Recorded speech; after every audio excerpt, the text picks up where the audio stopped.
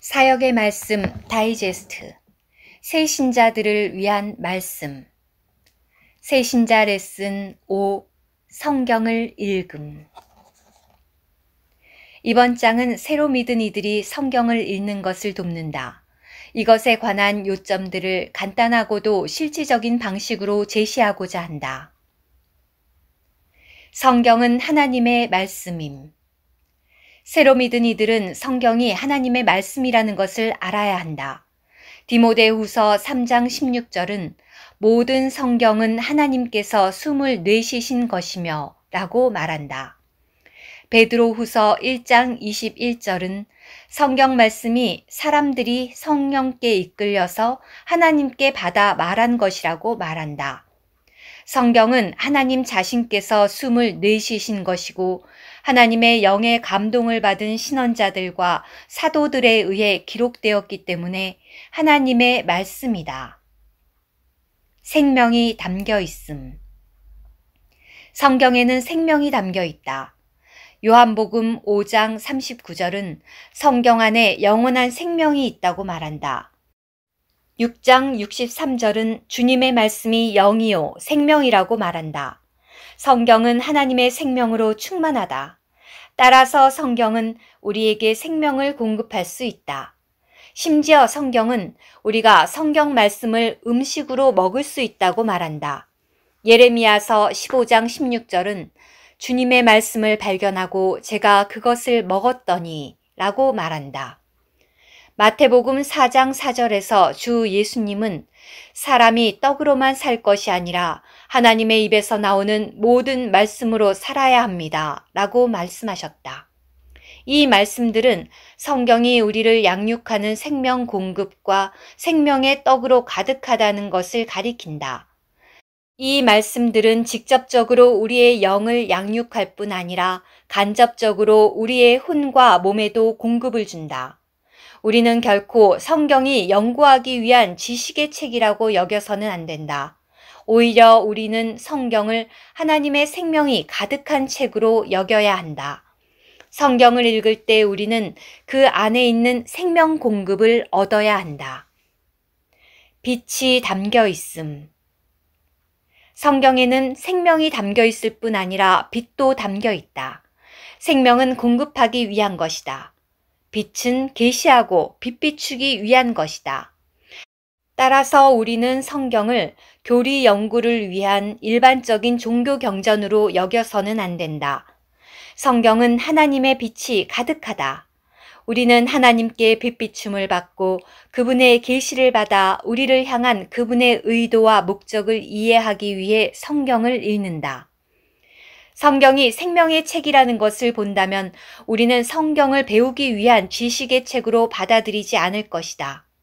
성경이 빛의 책이라는 것을 본다면 우리는 성경을 일반적인 종교 경전으로 받아들이지 않을 것이다. 그런 관념들은 바로잡혀야 한다. 우리는 성경을 생명과 빛이 가득한 책으로 취해야 한다. 하나님의 말씀은 그 안에 생명이 담겨 있기 때문에 우리의 온 존재를 양육하는 생명의 떡을 우리에게 공급한다. 또한 하나님의 말씀은 하나님의 뜻과 비밀과 영원한 계획에 관해 우리에게 빛을 비추어 줄 수 있다. 왜냐하면 성경은 빛이 가득한 책이기 때문이다. 또한 성경은 우리의 참된 상태를 드러내고 우리가 취해야 할 길, 행해야 할 것, 수행해야 할 것, 앞으로의 처신에 대해 빛비춤을 줄 수 있다. 이것은 가르침이 아니라 빛비춤의 문제이다. 이것은 교리가 아니라 빛 안에 있는 하나님의 계시의 문제이다. 사람은 성경의 이 두 가지 특징을 분명히 이해하고 있어야 한다. 그렇지 않으면 성경이 가르침과 지식의 책이라는 생각이 저절로 들게 될 것이다. 사람들은 성경을 고전적인 교훈의 책, 지식의 책으로 간주할 수밖에 없게 된다. 오직 계시를 받은 사람들만이 이 책이 다른 모든 책과 다르다는 것을 깨닫는다. 이 책은 평범한 책이 아니다. 이 책은 책 중의 책이다. 이 책은 하나님의 말씀이다. 이 책은 성령을 통해 내쉬어진 하나님의 호흡으로서 경건한 사람들에 의해 인간의 언어로 기록되었다. 그 내용은 전적으로 생명과 빛이다. 이 책에서 우리는 우리 온 존재를 위한 영양분인 생명 공급을 얻는다. 또한 빛 가운데 계시를 얻어 하나님의 의도와 우리의 상태와 우리가 어떻게 살고 행해야 하는지를 알게 된다. 따라서 성경에 대한 우리의 관념은 바로잡혀야 한다. 성경을 읽을 때의 태도. 우리는 성경을 읽을 때 합당한 태도를 지녀야 한다. 이 태도는 성경에 대한 인식에 근거한다. 우리는 성경이 지식을 초월하는 생명과 교리를 초월하는 빛을 담은 하나님의 말씀인 것을 안다. 그러므로 우리는 성경을 읽을 때 진지한 태도를 지녀야 한다. 하나님 자신을 접촉함. 성경을 읽을 때 우리는 하나님 자신을 접촉한다는 태도를 가져야 한다. 성경은 하나님의 말씀이고 성경 말씀은 하나님의 체현이다. 성경은 하나님 자신이며 하나님 호흡, 즉 하나님께서 숨을 내쉬신 것이다. 따라서 성경을 읽기 위해 나올 때마다 우리는 내적으로 하나님을 만나고 그분 자신을 접촉할 준비를 해야 한다. 우리는 그저 생각으로 성경을 읽어서는 안 된다. 우리는 우리의 영과 마음으로 하나님을 찾아야 한다. 우리는 하나님께 가까이 나아가는 진지한 마음을 지녀야 하고 그분과 교통하는 잠잠하고 열린 영을 지녀야 한다. 이것은 신문이나 잡지나 세상의 책을 읽을 때의 태도와는 완전히 다를 것이다. 세상의 출판물을 읽을 때는 생각만 집중하면 된다. 그러나 성경을 읽을 때는 영이신 하나님을 접촉해야 한다. 따라서 하나님을 향해 진실하고 진지한 마음과 잠잠하고 그분께 열려있는 영을 지녀야 한다. 우리는 그러한 마음과 영으로 성경을 읽는다. 그러나 내적으로는 실질적으로 하나님을 접촉한다. 이것이 성경을 읽을 때 지녀야 하는 태도이다. 생명 공급을 받음. 우리는 또한 성경을 읽을 때 생명 공급을 받기 위해 나아오는 태도를 가져야 한다. 우리는 결코 지식을 추구하거나 성경에 있는 사실을 연구하기 위해 성경을 읽어서는 안 된다. 이것은 식탁에 차려진 밥과 고기와 채소를 먹음으로써 영양분을 공급받지 않고 그것들을 연구하는 것에 비유할 수 있다. 성경은 영적인 생명의 떡이 있는 보물창고이다. 따라서 우리는 이 보물창고에서 공급을 얻기 위해 생명의 떡을 취하려는 태도를 항상 지녀야 한다. 이것은 우리의 생각으로 이해하거나 깨닫는 문제만이 아니다. 이것은 우리의 영으로 성경에서 생명 공급을 받는 문제이다. 이 항목이 강조되어야 한다. 우리는 관념을 바꾸어야 한다. 마음속으로 성경을 연구하기 위해 성경을 대한다 라고 말해서는 안 된다. 합당한 태도는 성경을 생명의 떡이 저장된 보물창고로 여기는 것이다. 우리는 이 보물창고에서 생명의 떡을 가져와 공급을 얻는다. 우리는 생명 공급을 얻기 위해 성경을 읽는다. 빛비춤을 받음. 또한 성경을 읽을 때에는 진리를 연구하기 위해서가 아니라 빛비춤을 얻기 위해서 읽는다는 태도를 가져야 한다. 진리를 연구하는 태도와 빛비춤을 얻는 태도는 서로 별개이다. 진리를 연구할 때에는 다만 생각을 사용하면 된다. 그러나 빛비춤을 받으려면 우리의 마음과 영도 필요하다. 우리는 하나님 앞에 나아가서 이렇게 말씀드려야 한다. 주님, 당신의 말씀에서 빛을 접촉하고 싶습니다. 저의 마음과 영은 주님께 열려 있습니다. 주님, 주님의 말씀으로 저에게 빛 비추어 주십시오. 말씀을 읽을 때 저에게 깨닫는 마음만 주실 것이 아니라 주님의 영을 통해 성경 문자에 주님의 빛을 비추어 주십시오. 주님의 마음의 갈망에 대하여 저에게 빛을 비추어 주시고 저의 참된 상태를 드러내 주십시오. 저는 다만 이해하기를 원하지 않고 보기를 원합니다. 저는 빛비춤과 계시를 원합니다. 또한 우리는 성경을 읽을 때 기도하는 것을 배워야 한다. 우리의 깊은 속에서는 자연스럽게 다음과 같은 기도가 있어야 한다. 주님, 단지 읽기 위해서가 아니라 주님을 접촉하기 위해서 주님의 말씀 앞에 나아갑니다. 저의 마음이 주님께로 향하게 하시고 저의 영이 주님께 열리게 해 주십시오. 제가 지식과 교리보다 주님을 더 사랑하게 해 주십시오. 저의 속부분이 주님의 말씀으로 영양분을 얻고 빛비춤을 받기를 원합니다. 우리는 이러한 기도와 의도와 태도를 지녀야 한다. 성경을 읽는 사람들은 하나님의 말씀이 무엇인지를 깨달아야 하고 하나님의 말씀을 향한 합당한 태도를 지녀야 한다. 이러한 준비가 부족하기 때문에 많은 사람이 성경을 합당하게 읽지 못한다. 우리가 이 두 가지 항목과 관련하여 잘 준비된다면 합당한 방식으로 성경을 읽는 것이 훨씬 더 쉬워질 것이다.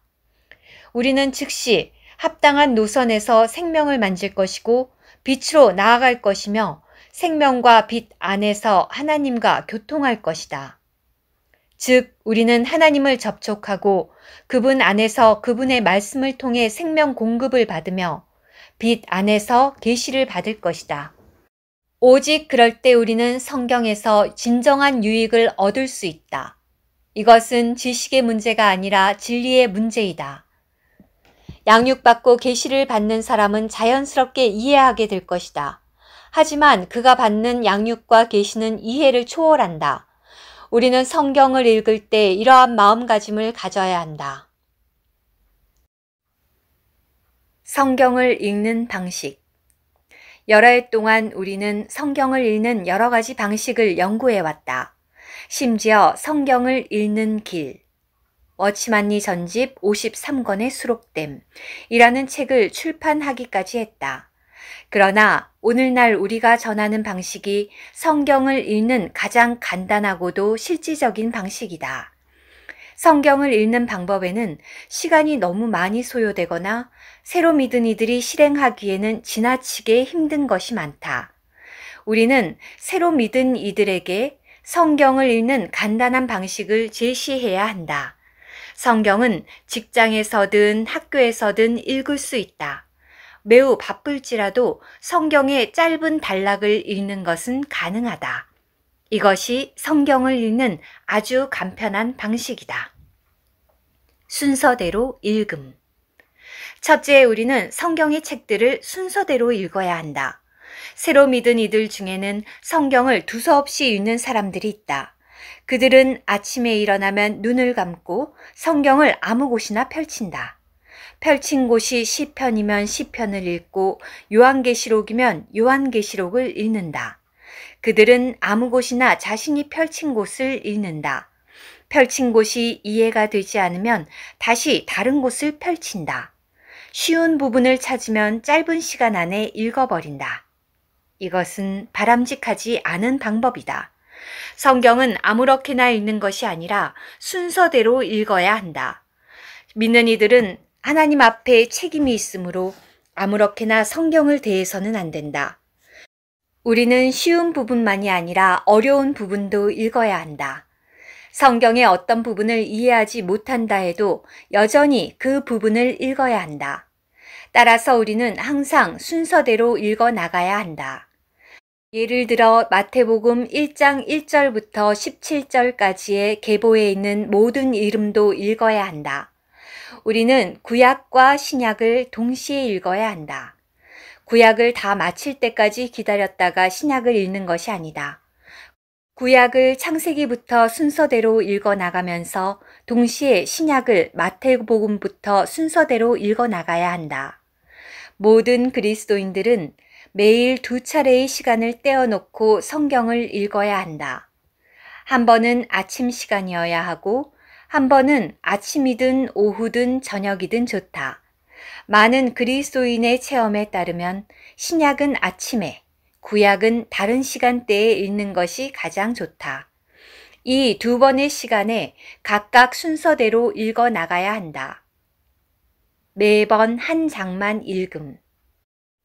둘째, 우리는 매번 너무 많이 읽어서는 안 된다. 한 번에 많아야 한 장만 읽어야 한다. 어떤 사람들은 아침에 신약 한 장, 또 다른 시간에 구약 3장을 읽을 것을 제안한다. 그렇게 하면 1년에 성경 전체를 일독할 수 있다. 이전에 나는 그런 실행에 동의했지만 지금은 그것이 아주 유익한 것이 아닐 수 있다고 느낀다. 어떤 사람들은 시간에 쫓기고 이해력이 부족할 수 있다. 율법적으로 신약 1장과 구약 3장을 꼬박꼬박 읽어 나간다면 단지 읽기 위해서 성경을 읽는 상황이 올 수 있다. 결국에는 무엇을 읽었는지도 모르는 상황이 될 것이다. 그러므로 우리의 체험에 따르면 구약을 매일 1장씩 읽어서 3년 안에 일독하는 것이 더 유익할 수 있다. 이것은 공부하는 것과 비슷하다. 공부를 급하게 하면 철저하게 하지 못할 수 있다. 책을 한 문장 한 문장 천천히 읽어 나가면 끝마칠 때에는 내용을 잘 파악하게 될 것이다. 매일 구약을 3장씩 읽으면 3년 동안 3번이나 읽게 되지만 무엇을 읽었는지는 모를 수 있다. 그렇다면 차라리 매일 구약을 1장씩 읽어서 3년에 걸쳐 한 번 끝내는 것이 더 낫다.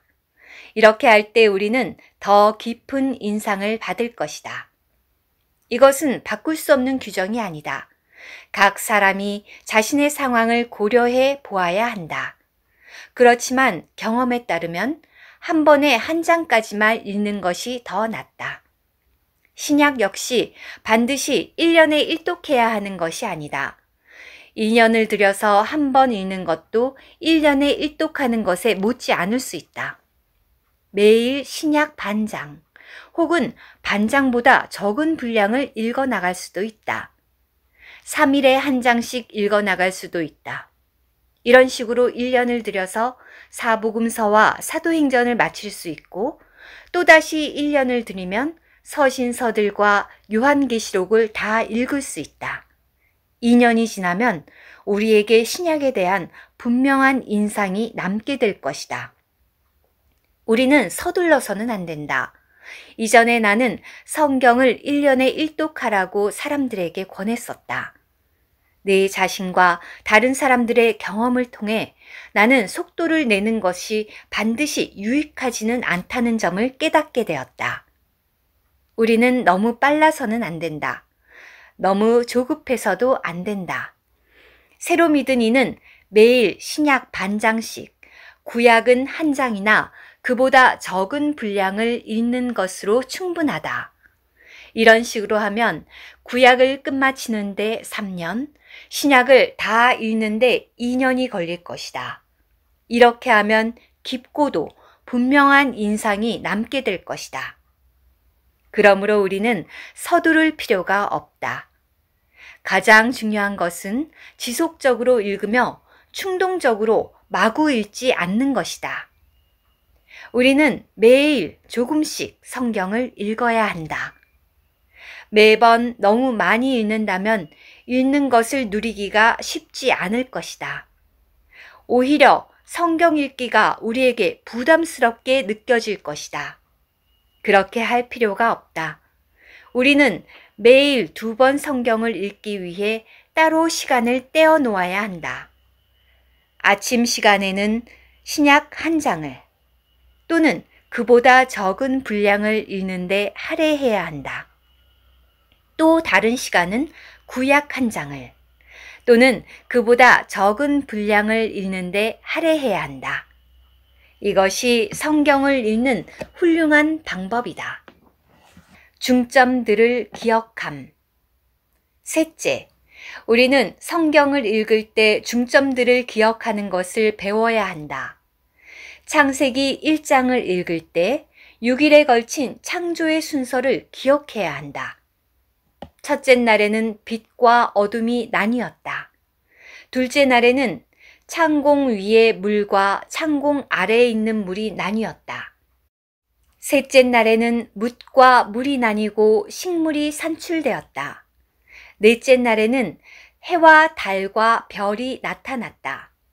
다섯째 날에는 하나님께서 물속에 사는 물고기와 공중을 나는 새를 창조하셨다.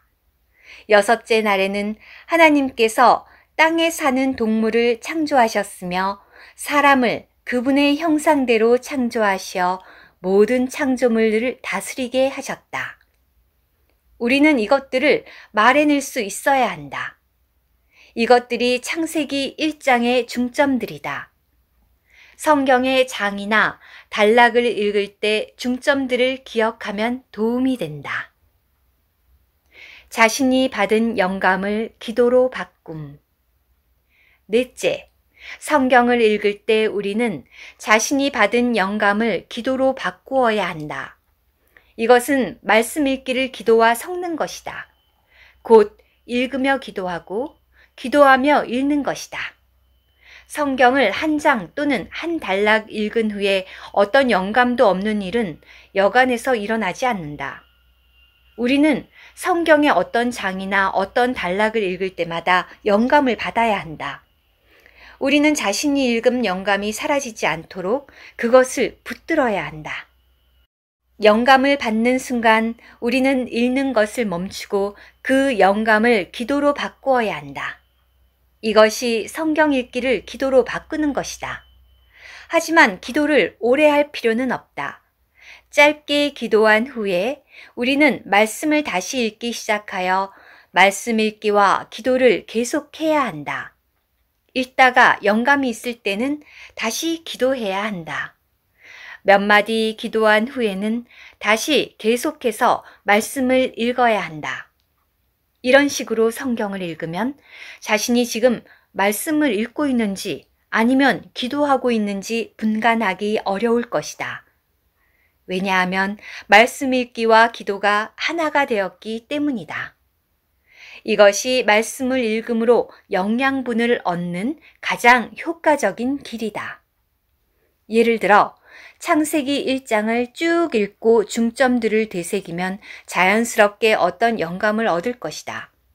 아마 우리는 자신의 내적 존재도 황폐하고 공허하며 어두운 상태에 있으므로 하나님의 영께서 우리 안에 일하시고 하나님의 빛이 우리 안을 비추시는 것이 필요하다고 느낄 것이다. 우리는 이런 느낌을 기도로 바꾸어 주님, 저의 내적 존재는 황폐하고 공허하며 어두운 상태입니다. 저는 주님의 영께서 제 안에서 운행하시고 주님의 빛이 제 안을 비추시는 것이 절실히 필요합니다. 라고 말씀드릴 수 있다. 이렇게 기도한 후에 계속해서 읽을 수 있다. 우리는 방금 기도한 단락을 다시 읽은 후에 계속해서 말씀을 읽어 나갈 수 있다. 일단 영감을 받으면 그것을 받아들여 기도로 바꾸어야 한다. 기도한 후에는 계속 말씀을 읽어 나갈 수 있다. 영감을 더 받으면 그것을 다시 기도로 바꾸어야 한다. 우리는 이런 식으로 읽고 기도해야 한다. 소중한 말씀들을 암송함. 다섯째, 우리는 또한 성경의 소중한 말씀들을 암송하는 것을 배워야 한다. 성경의 거의 모든 장 또는 단락에는 소중한 말씀들이 있다. 그런 부분들을 대할 때마다 그것들이 단락이든 문장이든 우리는 그것을 암송해야 한다. 모든 단어를 정확히 암송하지는 못해도 주요 내용은 기억해야 한다. 예를 들어 창세기 1장에서 가장 소중한 말씀은 26절이다. 하나님께서 말씀하셨다. 우리가 우리의 형상대로 우리의 모양에 따라 사람을 만듭시다. 우리는 이 부분을 암송하거나 적어도 이 부분의 주된 내용을 기억해야 한다. 1절 역시 매우 귀한 말씀이며 암송할 가치가 있다. 태초에 하나님께서 하늘들과 땅을 창조하셨다. 부정적인 것과 관련된 말씀들도 암송할 수 있다. 예를 들어 1장 2절과 3절 말씀이 있다. 그러나 땅이 황폐하고 공허하게 되었으며 어둠이 깊음의 표면 위에 있었고 하나님의 영은 수면을 품고 계셨다. 하나님께서 말씀하셨다. 빛이 생기라. 그러자 빛이 생겼다. 이 모든 말씀은 매우 소중함으로 암송해야 한다. 새로 믿은 이는 모두 이 소중한 말씀들을 암송해야 한다. 새신자일 때 이 말씀들을 암송하지 않는다면 나중에는 암송하기 어려울 것이다.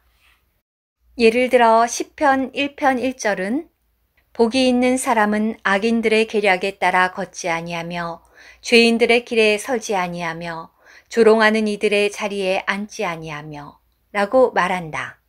나는 이 말씀을 수차례 읽었지만 인용할 때마다 순서를 잊어버렸다.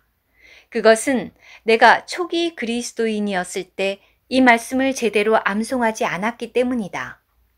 그러므로 새로 믿은 이들은 일단 성경을 읽기 시작하면 중요한 절들을 암송하는 습관을 세워야 한다. 이러한 실행은 유익이 매우 크다. 밑줄을 그음. 여섯째, 우리는 밑줄 긋는 것을 배워야 한다. 이것 또한 성경 읽는 것과 관련된 주요한 방면이다. 자신에게 인상을 주는 소중한 절 또는 단락에 밑줄을 그어야 한다. 밑줄을 긋는데 한 가지 색깔만을 사용한다면 붉은색을 사용해도 좋다. 하지만 새로 믿은 형제들은 여러 색깔을 사용하는 것이 더 낫다. 가장 좋은 것은 7가지 색깔을 사용하는 것이다. 첫 번째 색인 붉은색으로는 주 예수님과 그분의 구속을 말하는 말씀에 밑줄을 그어야 한다. 우리는 성경에서 주 예수님과 그분의 구속에 관련된 모든 중요한 절들에 붉은색으로 밑줄을 그어야 한다. 물론 이것은 규정이 아니라 제한일 뿐이다. 두 번째 색인 파란색으로는 하늘에 속한 것을 가리키는 모든 말씀에 밑줄을 그어야 한다. 하늘에 속한 것에는 모두 파란색으로 밑줄을 그어야 한다. 세 번째 색인 황금색 또는 노란색으로는 하나님께 속한 것을 가리키는 모든 말씀에 밑줄을 그어야 한다. 성경에서 금은 하나님의 본성을 상징한다. 따라서 하나님 자신과 관련된 것, 하나님에 관한 모든 것에는 황금색으로 밑줄을 긋는 것이 가장 좋다. 네 번째 색인 녹색으로는 그 영과 생명에 관련된 것을 가리키는 모든 말씀에 밑줄을 그어야 한다. 녹색은 생명의 색이다. 예를 들어 창세기 1장 2절은 하나님의 영은 수면을 품고 계셨다 라고 말한다. 이 절에서 녹색으로 밑줄을 그을 수 있다. 또 다른 예는 그 생명은 사람들의 빛이었다 라고 말하는 요한복음 1장 4절이다. 이 절에도 녹색으로 밑줄을 그어야 한다. 그 영과 생명에 관련된 것에는 모두 녹색으로 밑줄을 그어야 한다. 다섯 번째 색은 보라색이다. 이 색은 주님과 하늘과 하나님과 그 영에 관련되지 않은 중요한 것들에 밑줄을 그을 때 사용해야 한다. 여섯 번째 색인 검정색은 사탄에게 사용해야 한다.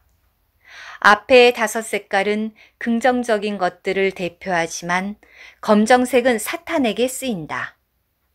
뱀, 큰 용, 마귀 등 사탄과 관련된 것들을 대할 때 검정색으로 밑줄을 그어야 한다. 7번째 색인 짙은 자주색은 검정색과 매우 흡사하지만 붉은 빛이 스며 있는 색이다. 이 색은 죄악됨, 육체, 세상, 어둠 등과 관련된 것에 밑줄을 그을 때 사용해야 한다. 사탄 자신은 아니지만 부정적인 것에 속한 것은 무엇이든 이 색으로 밑줄을 그어야 한다. 밑줄을 긋는데 이 7가지 색깔을 사용하는 것은 효과가 있다. 매일 성경을 읽고 밑줄을 긋는 것은 매우 유익하다. 성경을 통독하면서 밑줄을 그으면 두 번째 읽을 때에는 훨씬 쉽게 읽을 수 있을 것이다. 우리는 성경을 읽으면서 밑줄을 그어야 한다. 물론 반드시 그렇게 해야 하는 것은 아니다. 성경을 처음 통독해 나갈 때는 모든 것에 밑줄을 그을 필요가 없다. 성경을 처음 통독하면서 위에 7종류의 내용을 구별하여 밑줄을 그어 나갈 수 있다면 우리는 아주 비범한 사람들일 것이다. 물론 처음부터 그렇게 하는 것은 가능하지 않다. 그러나 우리는 성경을 읽을 때 어떤 단락에서 그리스도라는 말을 찾아낼 수 있다. 그럴 때 거기에 밑줄을 그을 수 있다. 1년이나 2년 후에는 같은 단락에서 무언가를 더 보고 거기에 밑줄을 더 그을 수 있다. 이런 식으로 읽는 것이 자연스럽고 유익하다. 나는 밑줄을 긋는 것이 의무적인 일이 아님을 다시 한번 밝혀둔다. 우리는 그것 때문에 빗나가서는 안 된다. 기도와 말씀 읽기 없이 또는 말씀을 기도로 읽는 것 없이 단지 밑줄만 긋는다면 이것은 밑줄 긋는 훈련을 하는 것일 뿐 성경을 읽는 것이 아니다. 우리는 밑줄 긋는 것이 성경을 읽는 것을 돕는 수단에 불과하다는 것을 깨달아야 한다. 우리는 부주의하고 지저분하게 밑줄을 그어서는 안 된다. 자를 이용하여 반듯하게 밑줄을 긋는 것이 가장 좋다. 어떤 사람은 7가지 색깔을 다 사용할 생각이 없을 것이다. 그럴 때는 4가지 색깔만 사용해도 좋다. 검정색은 사탄에 대하여 사용하고 그 외에는 붉은색과 황금색과 파란색을 사용할 수 있다. 어떤 경우든 각 개인이 편한 대로 하면 된다. 성경을 읽을 때 표시를 해두는 것은 언제나 유용하다. 철저히 다 알려고 하지 않음. 7째, 우리는 성경을 읽을 때 철저히 다 알려고 해서는 안 된다. 읽고 있는 부분을 이해하는 것은 필요하지만 지나치게 철저히 알려고 하는 것은 오히려 해가 될 수 있다. 왜냐하면 철저히 알기 위한 준비가 되어 있지 않으면서도 어떤 것들을 이해하려고 집착할 수 있기 때문이다. 우리가 읽은 단락에서 이해할 수 있는 것은 이해하고 이해할 수 없는 것은 그냥 두어야 한다. 우리는 일단 그것을 넘어가야 한다. 왜냐하면 매일 성경을 읽어 나가는 것이 중요하기 때문이다. 예를 들어 마태복음 1장의 전반부에는 아브라함이 이삭을 낳고 이삭이 야곱을 낳고 라는 말씀에서처럼 많은 이름들이 나온다. 성경을 처음 읽을 때 우리는 이름들의 의미를 이해할 수 없다. 그러므로 의미를 이해하려 애쓰지 말고 이 부분을 읽어야 한다. 아브라함이 누구인지 모른다 해도 그가 이삭이라는 아들을 낳았다는 것을 알게 되므로 조금은 이해하게 될 것이다.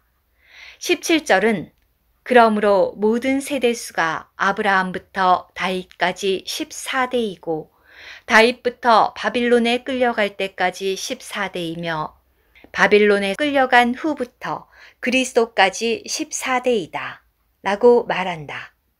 이 절을 읽은 후에 우리는 바빌론에 포로로 끌려간 사건들을 모른다 해도 각각 14대로 된 세 부분이 있다는 최소한의 이해를 얻게 될 것이다. 성경을 읽을 때 아주 깊이 이해하겠다는 태도를 고집해서는 안 된다. 그렇게 하면 노력에 비해 진보가 더딜 것이고 성경을 읽는 실행이 자주 손상될 것이다. 결국에 우리는 말씀을 읽더라도 이해를 하지 못하는 상태가 될 수 있다. 성경을 철저히 이해하지 못한다고 해서 염려하지 말아야 한다. 성경을 읽을 때 모든 것을 다 이해하기란 불가능하기 때문이다. 우리가 얼마나 경험이 있든 얼마나 철저하든 성경을 읽을 때 모든 것을 이해하기는 불가능하다. 우리는 수준에 맞게 읽어야 하고 이해할 수 있을 만큼만 받아들여야 하며 이해하지 못하는 것은 그냥 넘어가야 한다. 이것이 성경을 읽는 가장 간단하고도 자연스러운 방법이다. 이것은 음식을 먹는 것과 똑같다. 닭고기에 뼈 조각이 있을 때 우리는 별다른 생각 없이 뼈 조각을 버린다. 뼈를 처리하기 위해 그것을 씹어 조각 내겠다는 발상은 끔찍하다. 뼈를 처리하기도 전에 치아가 부러지고 입안은 상처투성이가 될 것이다. 이것은 우리에게 해를 끼칠 뿐이다. 어떤 사람들은 성경을 그런 식으로 읽는다. 그들은 고기를 먹는 대신에 뼈를 씹는다. 결국 그들은 손상을 입을 뿐 아니라 어떤 것도 먹지 못하기 때문에 굶주림으로 고통받는다. 우리의 성경 읽기는 결코 이와 같아서는 안 된다. 성경에 제시된 것은 모두 우리가 먹기 위한 것이지만 지금 당장은 먹을 수 없는 것들이 있다. 그것들은 나중을 위해 그냥 남겨두어야 한다. 우리는 쓸데없이 힘을 낭비해서는 안 된다. 먹을 수 있는 것은 먹고 당장 먹을 수 없는 것은 나중을 위해 남겨두어야 한다. 말씀을 묵상함. 8째, 시간이 된다면 우리는 또한 말씀을 묵상해야 한다. 이것은 말씀의 단락들을 비교하고 서로 참조하는 것을 포함한다. 구약과 신약을 통독해 나갈 때 이렇게 해야 한다. 예를 들어 주 예수님께서 여자에게서 나셨다고 말하는 갈라디아서 4장의 어느 단락을 대할 때 우리는 창세기 3장의 여자의 씨에 관한 요점을 기억할 수 있다. 이때 우리는 주 예수님께서 여자에게서 나셨기 때문에 여자의 씨이심이 틀림없다는 사실을 자연스럽게 묵상할 것이다. 갈라디아서 4장에서 여자에게서 나신 그리스도를 창세기 3장의 여자의 씨와 비교해 볼 때 분명히 어떤 빛이 있을 것이다. 성경을 읽을 때만 그러한 묵상을 하라는 법은 없다. 우리는 아침에 성경을 읽고 나서 일하러 가는 도중에 아침에 읽은 부분을 묵상할 수 있다. 어떤 사람들은 낮에 반 시간 혹은 1시간쯤 시간을 낼 수 있다. 그들은 그 시간 동안 아침에 읽은 말씀을 떠올리며 묵상한다. 그들은 읽은 것을 떠올리며 그것을 과거에 읽은 다른 부분과 함께 고려해 본다. 그렇게 하는 것은 유익이 아주 많다. 우리는 성경을 읽으려고 할당해둔 시간 외에 자투리 시간이 있을 때마다 그런 식으로 말씀을 떠올리고 묵상하며 비교할 수 있다. 심지어 어떤 곳을 관광하는 중에도 이렇게 할 수 있다. 이 모든 것이 성경 읽기에 포함된다. 이 8가지 항목에 따라 성경을 읽는 것으로 충분하다. 기독교에는 성경 읽기에 대한 여러 지침을 주는 책들이 많다. 우리는 그것들을 살펴보았고 그중 몇몇은 실행에 옮겨보기도 했다. 그러나 우리의 체험에 따르면 그 책들에서 제시한 방법들은 복잡하다. 특히 새로 믿은 이들이 실행하기에 매우 복잡하다. 새로 믿은 이들이 우리가 위에서 제시한 8가지 항목을 모두 실행할 수 있다면 아주 유익할 것이다. 성경 읽는 시간. 가장 좋은 시간은 아침 시간임. 우리가 무엇을 하든 시간이 요구된다. 성경 읽기에 가장 좋은 시간은 아침 시간이다. 이것은 다음의 시편 119편 147절과 148절에 근거한다. 저는 새벽을 고대하고 부르짖고 주님의 말씀들에 소망을 두었습니다. 주님의 말씀을 읊조리고자 제 눈은 야간 파수 때를 고대하였습니다. 이것은 고대에 하나님을 찾는 이들이 날이 밝기 전 곧 새벽녘에 하나님의 말씀을 바랐음을 계시한다. 출애굽기 16장은 이스라엘 사람들이 광야에서 만나를 모은 것에 대해 말한다. 만나는 아침에 해가 뜨기 전에 거두어야 했다. 왜냐하면 일단 해가 뜨면 만나가 녹아 없어졌기 때문이다. 만나는 요한복음 6장 33절과 35절에서 생명의 떡으로 비유된다. 이스라엘 사람들처럼 우리는 광야에서 걷고 있으며 영적인 양식의 공급이 매일 필요하다. 따라서 우리는 매일 아침 성경에서 만나를 거두어야 한다. 주 예수님은 하나님의 말씀이시고 하나님의 말씀의 내용은 주 예수님이다. 매일 아침 만나를 거두기 위해 성경을 대할 때 우리는 사실상 주님을 접촉하여 그분을 생명의 떡으로 받아들이기를 추구하고 있다.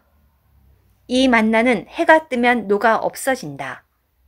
우리가 조용한 아침 시간을 하나님의 말씀을 읽기 위해 사용하지 않고 자녀들을 깨우거나 신문 배달을 기다리거나 야채 파는 행상이 오기를 기다리기 위해 사용한다면 성경을 읽어서 얻는 유익이 많지 않을 것이다. 왜냐하면 그와 같은 모든 해가 떴기 때문이다.